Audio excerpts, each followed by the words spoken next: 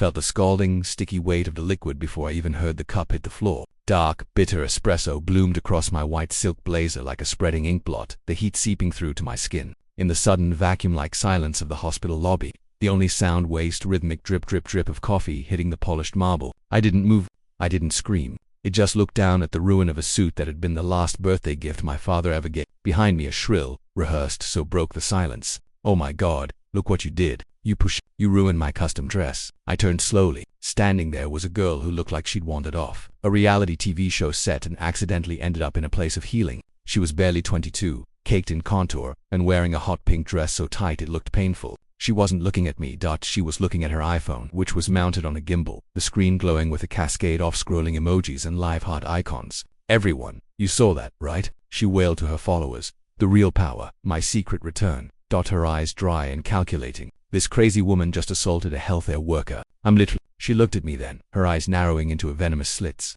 She leaned in, whispering so only I could hear, the scent of cheap perfume and arrogance rolling off her. "You're dead, Karen. Do you have any idea who my husband is? Mark Thompson, the CEO. He owns this place. He owns you. You'll never get a doctor to look at you in this city ever again." I felt a cold, sharp drummer of irony go through me. Mark Thompson, my husband, the man I had spent 10 years building, polishing, and protecting. I reached into my pocket, my fingers brushing against the cool glass of my own phone. I looked at the coffee stain, then at the girl's name tag, Tiffany Henry, intern. "You want the CEO?" I asked, my voice coming out as a low, dangerous hum. "Let's get CEO.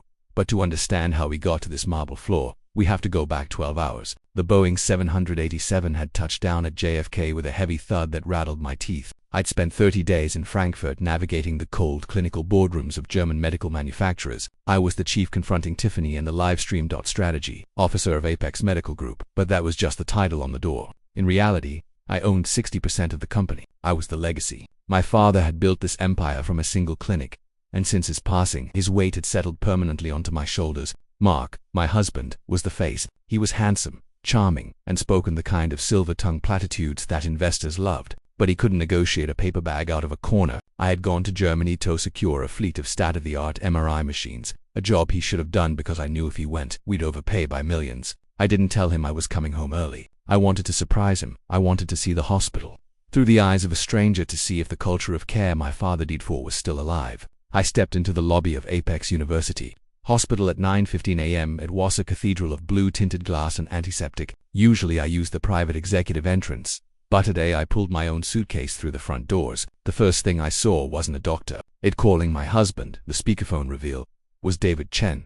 David was the head of cardiology, my oldest friend from medical school, and the only man in this building who didn't care about the stock price. He was on his knees in the center of the lobby, his white scrub soaked with sweat, performing rhythmic, bone-cracking CPR on an elderly man who had collapsed. "Nurse glucose now," David barked. His focus was absolute. He didn't see the crowd. He didn't see me. He was a man holding back death with his bare hands.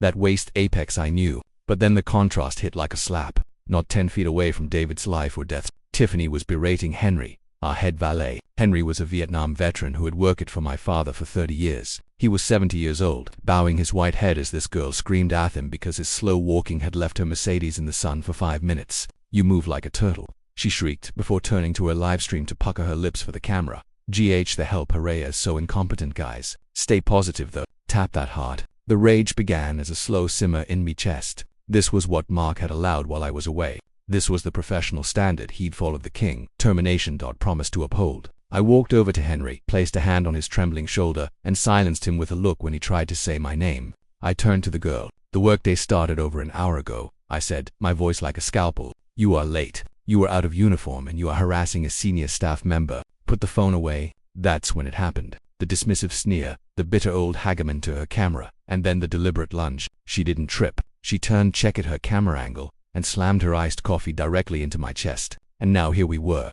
The crowd was growing. People were filming. David had finished with his patient and was standing up, his eyes widening as he recognized me. He started toward us, his face darkening with a protectivity I hadn't seen in years. "Catherine, are you hurt?" David's voice was a low rumble. Tiffany laughed, a sharp grating sound. "Oh, you're friends with this loser doctor. Perfect.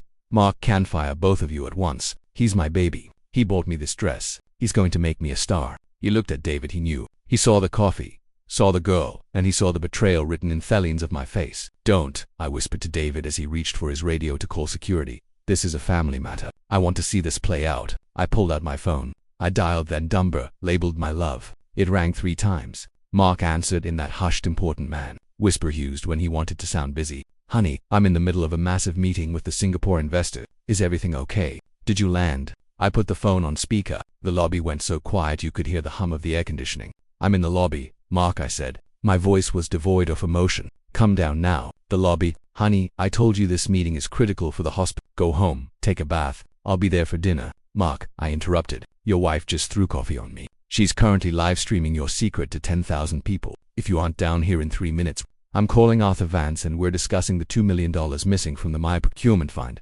Silence. A heavy, suffocating silence from the other end of the line. Then, the sound of a chair screeching back and the line went dead. Tiffany's face went from a triumphant pink to a sickly, chalky white. The phone in her hand trembled. What did you just say? I said. I leaned in, my eyes locked on hers. That you should keep that live stream running. The climax is about to begin. 2 minutes and 40 seconds later, the executive elevator dinged. Mark burst out like a man running from a fire. His tie was crooked, his forehead slick with sweat. He saw the crowd, saw the cameras, and then he saw me standing there in a coffee-stained suit, flanked by David Chen and my lead counsel, Arthur Vance, who had appeared from the shadows like a grim reaper in a pinstriped suit. Tiffany let out a squeal of relief and ran toward him. Mark, baby, this crazy woman assaulted me. She's lying about money. Mark didn't hug her. He didn't even look at her with affection. He looked at her with the pure, unadulterated hatred of a man who sees his golden goose being slaughtered because of a foolish mistake. Smack. The sound of Mark's hand hitting Tiffany's face echoed off the glass walls. She spun, falling hard onto the marble, her phone skittering across the floor. I don't know this woman, Mark screamed, his voice cracking with desperation. He turned to me, his hands shaking as he reached out. Catherine, honey, she's a stalker. She's delusional. I've never seen her before in my life. I looked at the girl on the floor. She was clutching her red cheek, staring at the man who had promised her the world, seeing him for the coward he was. You don't know her? I asked. I signaled to Arthur. Arthur stepped forward and opened a leather dossier. Mark Thompson, we have the deeds to the condo in Hudson Yards you purchased in Miss Jones's name. We have the wire transfers from the Apex Procure, and we have the security footage from the Mandarin Oriental. Mark's knees hit the floor. He didn't fall. He collapsed. He grabbed the hem of my stained pants, sobbing, his face a mask of pathetic terror. Catherine, please. It was a mistake. I was lonely while you were away. Don't do this. Think of the children. Think of the company. I looked down at. I felt no anger. I felt only a profound sense of waste. The company isn't yours, Mark, I said, my voice carrying to the very back of the lobby. It never was. You were just a placeholder for a man who actually cared. I looked up at the crowd, at the nurses, the patients, the janitors who had stopped to watch the fall of a king. My name is Catherine Hayes, I announced, chairwoman of the board. Mark Thompson is terminated, effective immediately. David Chen is your interim CEO. The guards moved in then, hauling Mark to his feet. He didn't go quietly. He was screaming, begging, a broken man being dragged out of the temple he'd defiled. I turned to Tiffany. She was still on Thefla, her makeup smeared with tears and spilled coffee. You wanted to be famous, I said, pointing to her phone, which was still live on the floor, recording everything. Congratulations. You're the top trending topic in New York. I hope the likes were worth the prison sentence for embezzlement. I walked out of the lobby,